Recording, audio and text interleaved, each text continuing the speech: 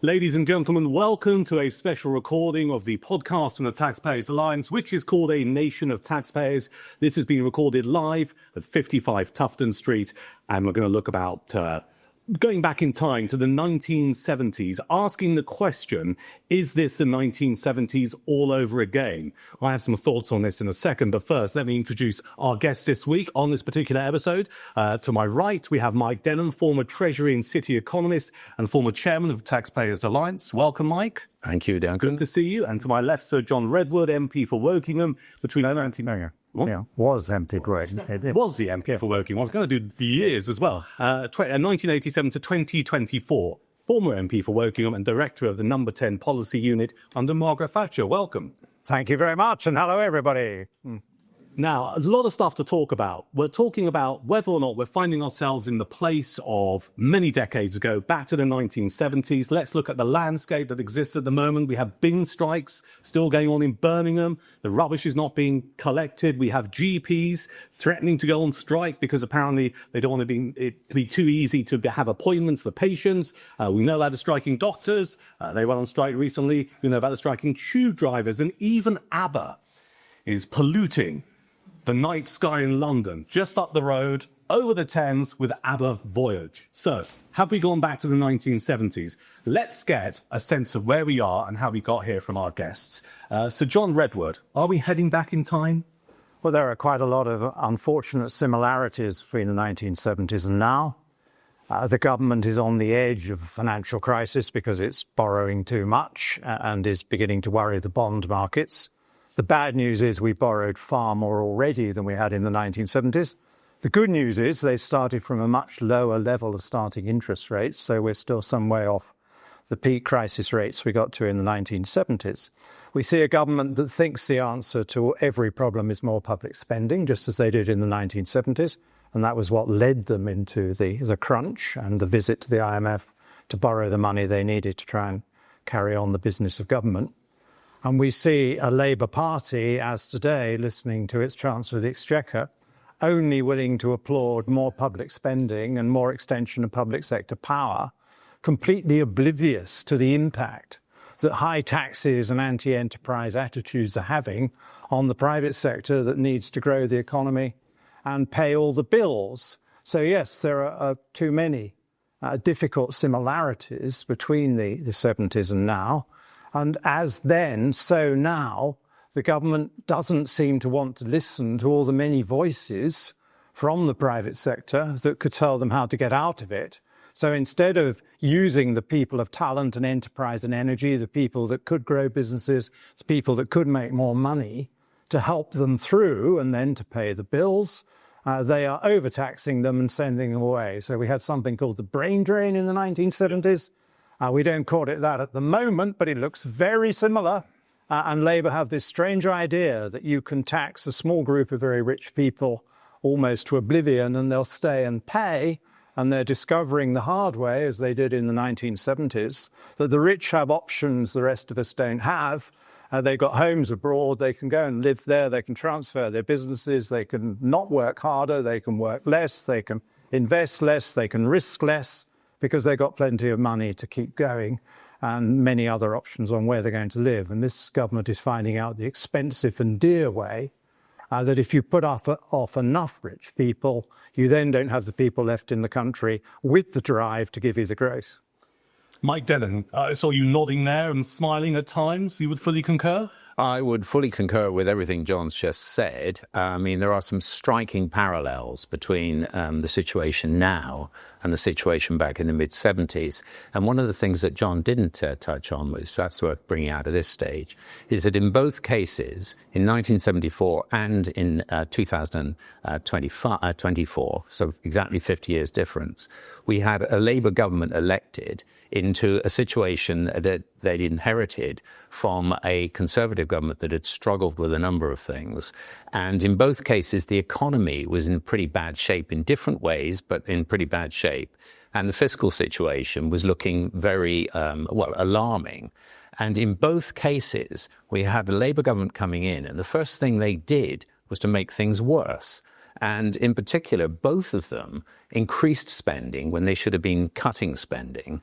And both of them splurged quite a lot of money. As you may remember, Rachel Reeves splurged the best part of $10 billion on some excessive public sector pay awards. And exactly the same thing happened in 1974 with Dennis Healey. There were some huge public sector pay awards, which just made the whole spending situation even worse. So instead of trying to make things better, as you might expect, they actually plunged in and made things a lot worse.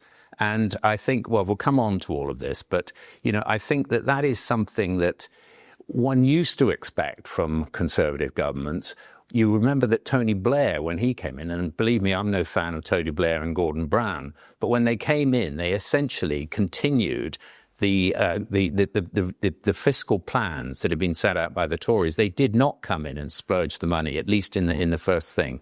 So that is a big similarity as well, I think. They came in. Now, we'll come on to this, but I think you can say about the 1974-79 government, Labour government, that what they did at least realise in pretty short order was that the sort of public spending plans they put in place for the rest of the period were not going to run. And in fact, in his second budget, and I'm hoping that Rachel Reeves has learned something from this, Dennis Healey actually did impose some spending cuts. They weren't enough by any means, but he did actually start to make the change before we ever got to that IMF thing.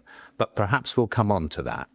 I think we will talk about the likelihood of whether or not we're going to have an IMF bailout of some form. There has been some column entries written about this inside the last couple of weeks, and I welcome both your thoughts on that in a second. But Sir John, I mean, we're recording this on the day where the Labour Party conference is up and running in Liverpool. Rachel Reeves, Chancellor, gave her keynote speech. She was doing the media round earlier today on various radio stations. I know you called most of her speech. What did you make of it? Well, I think she understandably played to the gallery of the conference because both she and Keir Starmer are terrifyingly unpopular, particularly within their own party, and they have to build bridges with the people who help get them the very important jobs they've now got. So I can understand why she did it, but the depressing thing was that she had a long list, which she repeated on several occasions, of all the big extra spending she'd done on things that Labour liked, and that got lots of cheers.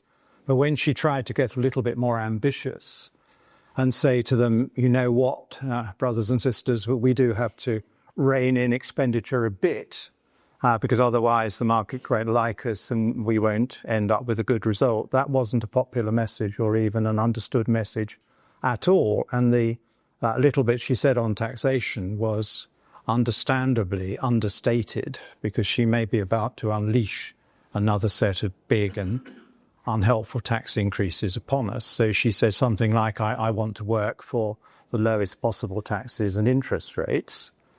Well, to achieve both of those, you need, as we've been hearing, to do a much better job of controlling spending. What I find frustrating as an independent commentator who wishes my country well and puts things out there for anyone to pick up if they think it has value, is that I keep on putting out popular public spending cuts, which you'd have thought a government would want to take up. I mean, there is the small matter of the Bank of England, according to the OBR, currently losing 257 billion of losses in a planned sale of its bonds, which is partly avoidable, but they haven't got around to stopping that yet.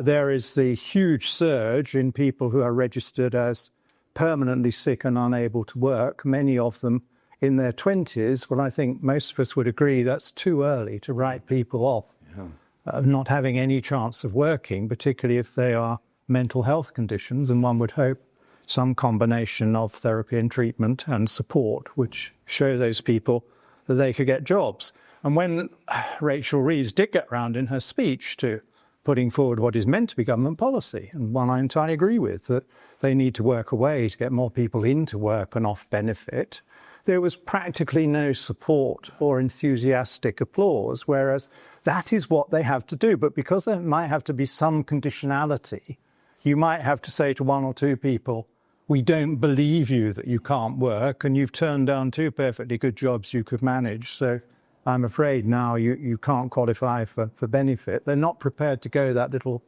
extra because their party doesn't want it. Just give us your thoughts, given your political experience over the decades, of how Keir Starmer has ended up in this position. He comes into government in July 2024 with a whopping majority. We know, because we saw the press coverage, he tried to reduce the increase in welfare spending. His backbenchers rebelled, stared him down. He did a U-turn. How has he ended up in such a politically difficult situation, given the size of that majority, where he can't get the simplest of changes through? Well, he and Rachel Reeves, I think, accepted official advice. And the officials are very bad at making political judgments and often advise chancellors and prime ministers to make cuts that the public and parties don't want. As someone who doesn't share Keir Starmer's world outlook, whatever that might be, but it's clearly not mine. It's variable, and it's clearly to the left of mine, and it's a lot to do with the supremacy of international law. And it's quite obvious that Keir Starmer just accepted the advice to take the fuel allowance away from pensioners and to look at targeting people who are already getting disability benefits. Well, they would be two of the things on my welfare reform list with a big red line underneath saying, you don't do this. No. And so if I can see that, and I'm not of the left, why on earth didn't he have any political judgment? I'm afraid Keir Starmer is an official with a international lawyer's habit of mind, and lawyers are obviously best when you've given them a brief on what you want them to do, or they are specialists who believe in the power of their law without necessarily seeing what its impact is on the wider society. And so he does need very good political advice, and that's why he's getting through advisors at number 10 at a rate of knots, because he still hasn't found one he's comfortable with. And my advice to successive prime ministers who claim to be interested in my views from David Cameron onwards, was always to have fewer people at number 10, but just to have 2 or 3 really good people doing the key functions that you like, that are friendly, that you trust, who will give you absolutely frank, difficult advice in public and will never tell anybody what that advice was. I mean, when I was Margaret Thatcher's chief policy advisor in her middle period, I had one-to-ones with her. I would be brutally frank with her about what I thought she needed to do and say, and all the rest of it. She would be brutally frank back. We'd have a really good debate, and I would come out of that room and I would either tell the officials who all wanted to know, the Prime Minister has decided, or I would tell them the Prime Minister has not made up her mind, which was code for saying we're spelling a very good argument, and I have no intention of telling anybody who's on what side, because when you've made the final decision, it has to be the Prime Minister's decision, and any advisor, as too many of them do, who go around saying, wasn't I clever, I got the Prime Minister to say this, or wasn't it unfortunate the Prime Minister said that, because that wasn't a very clever thing to do, should not be an advisor. The advisor advises, has to be tough in private, completely loyal in public. Keir Starmer hasn't found that man or woman. No, so Keir Starmer needs a Sir John Redwood. Well, of different versions. Yeah, absolutely. Yeah. Let's talk about Starmer's leadership qualities and where he finds himself at the moment, Mike. How has he got it so wrong so quickly, do you think? Well, I think, John's already touched on much of this. I think Starmer is not, old guys like me, and I'm not going to include John in this, but, we remember back to the 70s and we think, well, the caliber of the people there might not have agreed with their political views, but the caliber of the people in government at a senior level did seem to be higher. So, Dennis Healey was a Balliol scholar. He'd also been a beachmaster at Anzio. This was a serious guy in a way that possibly Rachel Reeves isn't quite so serious. And, Callaghan, who was the Prime Minister who'd taken over from Wilson at the time of the IMF bailout in 1976, he hadn't been to university or anything like that, but he'd been around the loops a very long time. He'd come up through the trade unions. He'd seen the world. And he had a strength of character, I think, that possibly Sir Keir doesn't have. And this point about, it's interesting, this point about advisors advising and the top people, the politicians, the elected politicians deciding. I mean, that is terribly important to us, and we seem to have lost a lot of that over the years.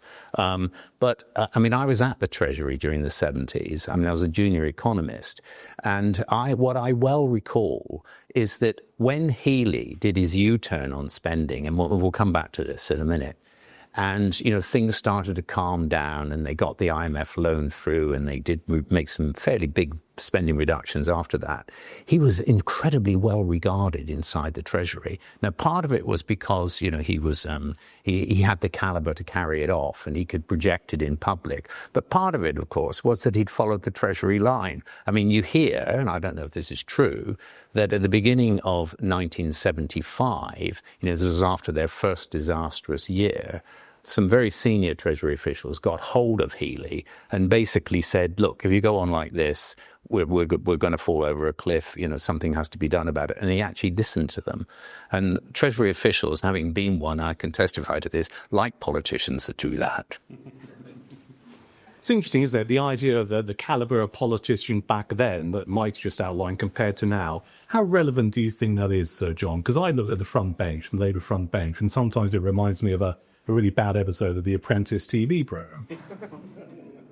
Well, I think we do need to get better at choosing, mentoring, encouraging and training ministers. Again, this was an argument I had with successive Conservative Prime Ministers. And I remember with David Cameron in opposition, where I was co-authoring the economic policy report for the Shadow Chancellor and others to consider. And I said, well, we also need to do an exercise of training shadow ministers on what they would be doing on day one in order to be effective ministers. Most of the shadow team had no experience of government whatsoever. And so David humoured me and said, well, all right, you can have a day to do this. They then truncated it to about half a day. And so I, as a former cabinet minister, and I got a recently retired permanent secretary, and I got a couple of captains of industry, people who'd run big organisations in the past, to come and talk to them, and they seemed to enjoy it. And I then said, well, now we need a programme, because we've only done headlines. Oh, no, that's done now. That's down the road. He told the press, people train. It's not like that.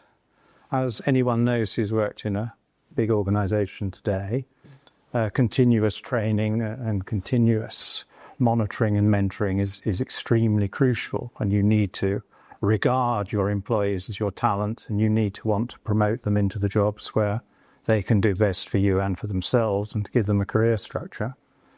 And the ministers and the political parties have no knowledge of that whatsoever, so they get really bad answers. I wouldn't have a reshuffle if I was a Prime Minister. It's a crazy thing to do.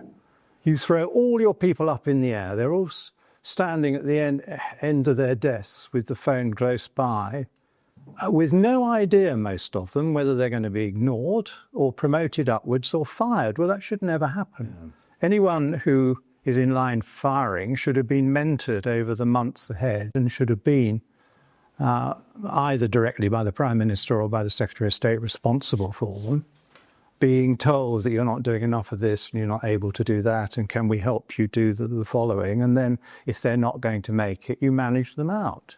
Instead, we treat them disgracefully. So it's not surprising we get such bad answers. Let's return to this, some might say, scaremongering story we've heard over the last couple of months. Some commentators, columnists have talked about, we're heading for an IMF bailout like we did in the 70s. You've talked at great length, Mike, about Dennis Healey. Just give us a bit more of an insight between back then and now, because I think I'm right in saying in the 70s we had quite a lot of foreign currency liabilities, which we don't have now. Is that right? Well, no, that's right. I mean, basically, the IMF, in some respects, was a bit of a bailout for us in terms of allowing the Labour cabinet to reach an agreement on cutting spending. And, the IMF came along as a sort of external entity, and the Labour cabinet were obviously able then to use the argument, well, the IMF have actually forced us to do this, and et cetera, et cetera. And the circumstances of the IMF bailout were interesting because, as you say, the government had at that point some quite substantial foreign currency liabilities that it still has some, but they're basically back with reserves now. And in particular, we had these things called the sterling balances, which were deposits in sterling in London by various central banks and governments from overseas. And because sterling had been falling, the government, the British government, had to provide a guarantee in dollar terms on these balances, but it didn't have the dollar assets to back the guarantee. So it had been borrowing money essentially from our friends overseas, particularly the Americans. They went to the G10, as it was called at the time, and they rustled around and they got some loans which were time limited. Interestingly, a couple of countries, members of the G10, refused to help. One of them was France. I mean, we get lots of help from France normally, but not on this occasion. And but these things were time limited, and essentially these central banks wanted the money back, or they wanted their guarantees back by the end of 1976. So because they couldn't persuade the Americans to lend any more money, the Americans basically said, you're going to have to go to the IMF and you're going to have to do a full agreement with the IMF, and that will come with conditions. We ended up with the IMF loan. And tellingly, there were a number of conditions, but one of the principal conditions of the IMF loan was that we were going to have to make further swinging public spending cuts. And in fairness to the government, they did actually deliver those cuts. They made a 4% real terms cut in the following year, in 1977-8, which is the biggest outright year-on-year spending cut in post-war history. And in today's money, it would be the equivalent to around £50 billion. So, not insignificant. So they did actually deliver. But of course, they'd had a huge difficulty. Healy and Callaghan and a couple of the other cabinet members had huge difficulty getting it through the cabinet. And in the end, it was the IMF pressure that allowed some of the other cabinet members reluctantly to come into line. And, you look at the current situation and you think, right, well, first of all, we're unlikely to get an IMF loan because the IMF is basically in the business of giving foreign currency loans. They supposedly have $1 trillion of loanable assets, but some of those are already out, and some people doubt that they could actually raise that $1 trillion because it has to come from members, essentially. So they might not have enough money to do it. That's one thing. The second thing is that the head of the IMF, and I'm sure she's a perfectly nice lady, but she was actually trained in Marxist economics at a Marxian university in Bulgaria, which doesn't fill me with a lot of confidence. And the third thing is that the IMF's packages these days, instead of being as tough as the one in 1976, actually ring-fence things like social welfare support and save them from the cuts, which, that's as John was saying, that's the very area where we really need to make some progress in this country. So, in 1976, it did work. I think the circumstances are a bit different now. The IMF clearly recognized that the big problem then was spending, and we did something about it. But unfortunately, I don't think that particular branch of the 7th Cavalry is going to come and rescue us this time. So, John, your thoughts? I mean, some newspapers will have us believe an IMF bailout is something that's likely in the next couple of years. Do you think that's foul? I've argued, as we just heard, that we don't have a foreign exchange problem at the moment, and an IMF loan would be inappropriate. And the risk the government runs is that it gets to the point where it concludes that the cost of longer-term borrowing through the bond market is no longer sustainable. And then it will have to rein itself in. The bond market could hasten that day by having a bigger sell-off than has currently occurred, and certainly a bigger sell-off than any of us would like to see happen. It's the old story, how did you go bankrupt? Yeah. Slowly for a long time, and then suddenly. We're in the long period at the moment of our longer-term interest rates drifting up at a time when short rates are coming down, which is a very unusual pattern, but understandable in the circumstances. And our long rates have now drifted up above the Americans, who have an equally big deficit problem, but perhaps not the same perception problem that the United Kingdom government has. So I don't foresee the need for an IMF bailout, and I think you can avoid a bond market crisis, and that is what I would like the government to do. But that requires rather firmer and more purposeful action on spending than we currently see. And how I helped Margaret Thatcher and Keith Joseph in the 70s as a very young man, advising them, was to say that when you get into office, you're going to inherit this very difficult financial position. I advised them not to try and cut welfare or health because it wasn't that generous and it would have been politically very unpopular.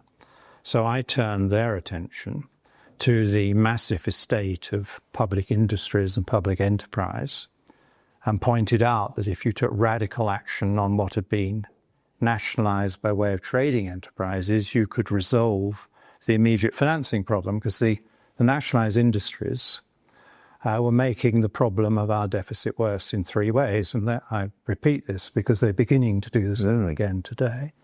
And first reason was that many of them were loss-making, and so the taxpayer had to pay the losses. The second was that they often had fairly ambitious capital investment programs, and every penny they invested counted as public spending because they were 100% owned by the state. And the third problem was that if those activities had been carried out in a competitive private sector, as they were, for example, in many cases in the United States of America, they would have been generating tax income and wealth to actually pay for some of the expenses of welfare and health, whereas in Britain there was no such contribution coming from big sectors of the economy. And they were more or less persuaded of that, but then when they came into office in 1979, for the first 2 years, they followed a very conventional Treasury policy on official advice and forgot or weren't ready for the kind of advice I'd been giving. And then in the second half of that Parliament, they started a privatisation programme, but it was on a very modest scale. It would provide us useful receipts. And I was able to point out to them then that there was a Labour government precedent for it, because part of the IMF package, the easiest cut they made was selling the BP shares. And I said, look, they've given you the excuse, they've shown you the way you should be doing this. But then when the second Parliament began, after the second victory, then I was invited into Downing Street, and Margaret just said, I want you to come and help me. I'm now ready. We need to do this big programme. And that was what transformed the finances of the middle period of Margaret Thatcher. We didn't have to cut defence, we could increase it. We didn't have to cut health, we could increase it, because we were suddenly transforming about 10% of the economy, which was too heavily loss-making in many areas, wasn't contributing tax revenue, and charged all its capital to the state. Now, if we look at the nationalised state now, it's considerably smaller, but the government's making it bigger. If we're going to be standing behind a chunk of the car industry, most of the steel industry, we've already got the heavily loss-making post office, which hasn't had a profit-making business plan for the last decade. We've got heavily loss-making and massively capital-intensive railway industry. It is already becoming a rather big area of expenditure. And I would say Labour, having looked at the Bank of England losses, which are off the scale, should then turn their mind to some of these areas, because I think a combination of private capital, shall we call it, and better business plans could actually squeeze quite a lot out of those cash-hungry operations. Yeah. You were nodding in agreement. Well, I think that's a very good point, actually, John. And, you know, another thought that occurred to me, which is related to this, comparing ourselves with the 1970s, there was a very well-known, I don't know how many people actually read it, I read it, and I'm sure John read it, a very well-known book produced at the time called Britain's Economic Problem, Too Few Producers. It was serialised in the Sunday Times. Eltis and Bacon. Eltis and Bacon, yes. Professor Eltis, I think he was, wasn't he? He tutored me for a while. He was quite demanding in my recollection, but they wrote this book, and it did attract a lot of attention, including, I mean, Callaghan, I think, was a big fan of this book. And basically what they said was that the market, essentially the market economy, the bits of the economy that have to sell their products and make a profit and borrow and pay for the borrowing and invest and all those things, was being increasingly taxed and was employing fewer and fewer people relative to the whole, because the public sector, which had expanded quite a lot in the 60s and had expanded further in the 70s for various reasons, was absorbing too many resources of various kinds, and the tax burden on the market sector was getting too big. And a big part of the problem was these nationalized industries, for exactly the reasons that John's just talked about. They were loss making. They were not really sort of properly commercial in the normal sense of the word, and they were becoming a burden on the rest of the thing. So it wasn't just a question of making the public finances better. It was a kind of win-win. It did something about resource use in the economy. And, this problem is creeping up on us again. I was looking the other day at some labor market statistics, like you do. And, essentially, if you count everything in the public sector, the universities and everything, which are not really nominally in the simple statistics counted in the public sector, but if you include everything, including all the subcontractors who work almost exclusively for government, then the public sector as a whole, organizations that depend on taxpayers essentially to pay the wages, is getting bigger and bigger and bigger. And something has to be done about it. It would be amiss of me, alongside you two gentlemen this evening, not to ask you a question about where we might be heading. Now, we're recording in this particular episode of A Nation of Taxpayers less than 2 months away from the next budget. You're on the 26th of November. We mentioned earlier that Rachel Reeves gave her speech to the Labour Party conference in Liverpool. She was on the radio this morning as well. I suffered Nick Robinson this morning, so listeners didn't have to. And he was interviewing Rachel Reeves on the Today programme. And ahead of her conference speech, she was asked whether she stood by her statement that the Confederation of British Industry, that she said to the Confederation of British Industry, the CBI, that Labour was not coming back with more borrowing or more taxes. That's what Nick Robinson put to her. She replied, and you'll probably have a view of this, it's a typical politician's answer, well, look, I think everyone can see in the last year that the world has changed and we're not immune to that change. Whether it is wars in Europe and the Middle East, whether it is increased barriers to trade because of tariffs coming from the US, whether it is the global cost of borrowing, we're not immune to any of those things. Sir John, is she rolling the pitch ahead of more tax rises? Well, it looks like it. I mean, it would be self-harm of a silly kind to allow all these stories to run again ahead of this budget, as they did before the last budget. Because all those stories about tax rises are very damaging to the economy because they affect people's lives. And so we've got a lot of people in property and wealth management and investment and people with quite modest savings who are saying, I better be very careful. I shouldn't make a transaction. I shouldn't take more risk. I should avoid doing anything that could hit me for tax because I think I'm going to face tax rises. Now, I'd hoped that Rachel Reeves would have learned from the first time round that they had a long run up to a late budget. They allowed all sorts of rumours to run, and they then implemented some, but not most of the dreadful ideas that were out there. And we seem to be going through the same cycle. And the best thing she could do would be to now rule out a whole series of tax rises and just announce it so that people can get back to more normal business.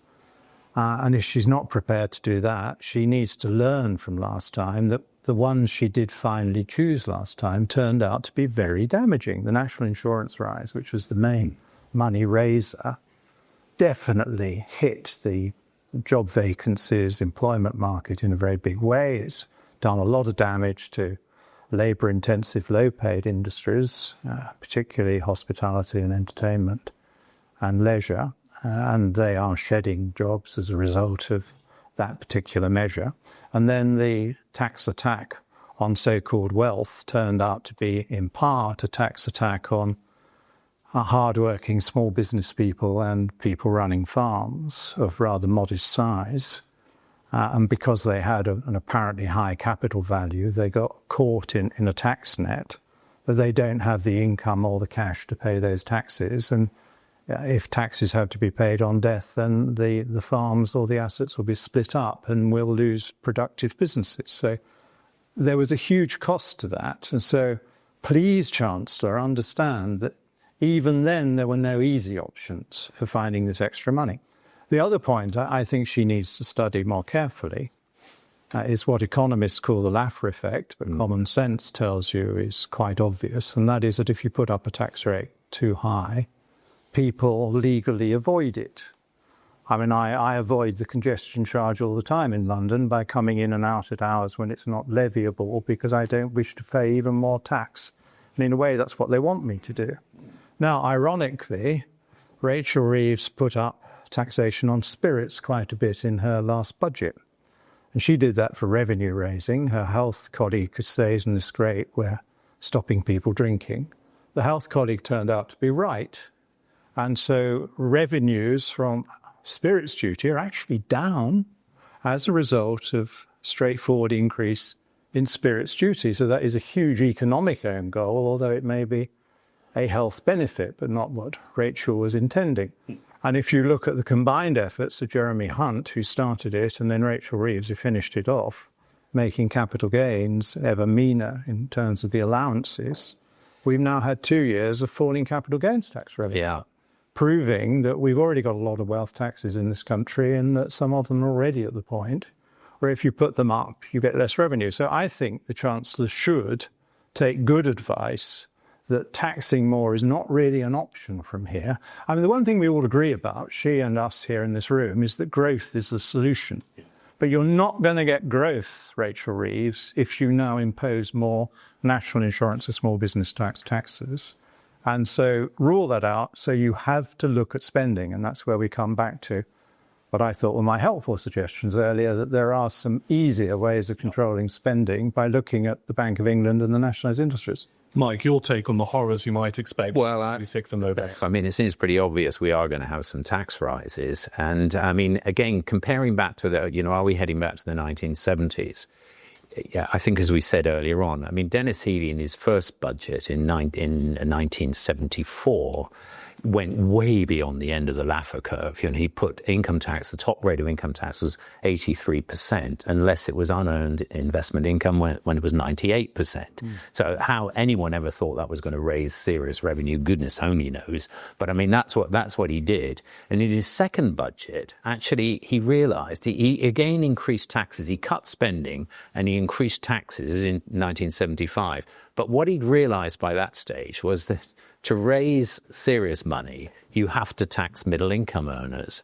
And, goodness knows, we do not want to see tax increases. But that is, in some ways, a more open way of doing it. And it is, on balance, less harmful than doing the sort of taxes that John just ran through there. Sort of substitutes for wealth taxes that have all kinds of counterproductive and by the government unanticipated effects that are deeply damaging to economic growth and the building of future prosperity. So if she's going to do it, I mean, there've been these hints that she's going to increase VAT. I mean, goodness knows, it's probably just another kite flying exercise. But I mean, VAT, given a sort of a very unappetizing menu of possibilities, would probably be better than some of the other things that have been talked about. Gentlemen, it's been a fascinating conversation. Before we wrap up this particular episode, just a one-sentence answer. I hate saying questions like this, but I think in the minds of our listeners, it gives them a very clear sense of where you've been and where you think we're heading. A one-sentence answer. So, John, is this the 1970s all over again? No, it's not the 1970s all over again, but it's a very serious and dangerous position, and the Chancellor needs to make big changes quite quickly. No, I don't think it is, because on the fiscal side, and we didn't talk about this, I think it's worse. Mike Denham, thank you very much. Sir John Redwood, thank you very much. You've been listening and watching an episode of The Nation of Taxpayers, the podcast on the Taxpayers Alliance. You can watch this on YouTube. Please subscribe to the Taxpayers Alliance channel. There's a wealth of episodes going back over a year now. You can also find us on Apple Podcasts and Spotify. Like us, share us, give us a nice review. That is great. And if you want to get in contact and maybe suggest a future guest for a future episode, the email address is podcast@taxpayersalliance.com. Thank you for watching and thank you for listening.